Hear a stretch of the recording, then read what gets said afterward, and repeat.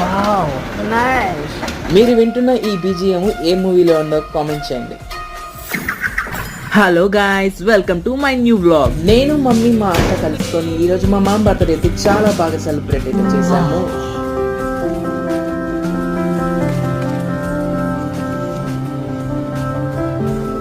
So మా మామకి birthday wishes చెప్పేసి కేక్ పెట్టేశాను అనమాట. అలా బయటికి వెళ్ళి శ్రీకృష్ణాష్టమి రోజు కృష్ణుడి దర్శనం చేసుకున్నాం అనమాట. మీలో ఎవరికి పునుగులంటే ఇష్టమో కింద కామెంట్ చేయండి. ఇక్కడ టేస్ట్ అయితే అదిరిపోతుంది.